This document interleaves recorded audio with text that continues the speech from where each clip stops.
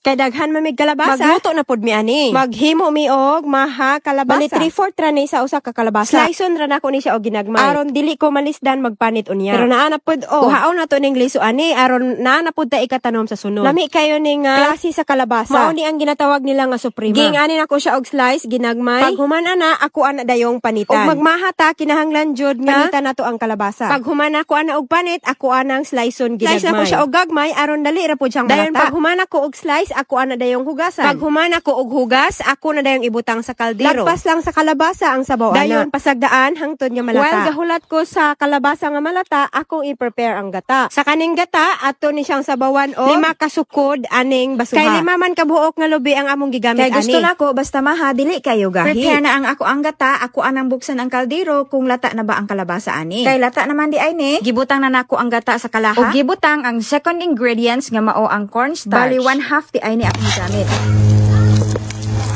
Nagmash na ko sa kalabasa. Igamitan nako og mini fan para dali mabugnaw. I-mix ra ka ito nako ang cornstarch sa gata. Human ana gibutangan na nako og sugar. Bali 1/2 pud ni nga sugar. Dayon i-mix na pud nako maayo. Kay na mix naman kaayo na nako ibutang nako ang kalabasa.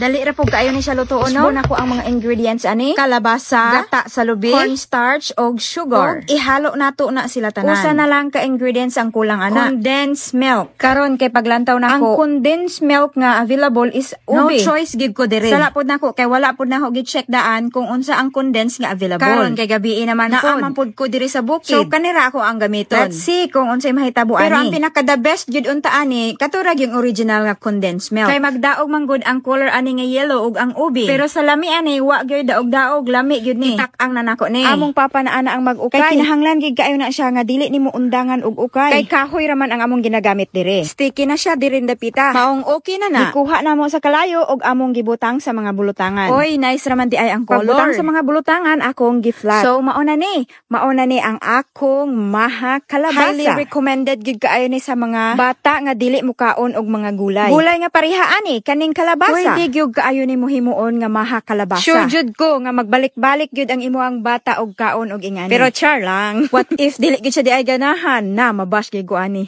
Taran! Ang akong maha kalabasa. Tara, lantaw na to og mukaon si Elisha ani. Mami? Hello. Wow. Gamay. Wow, gamay. Dai, sige daw ko na. Sige.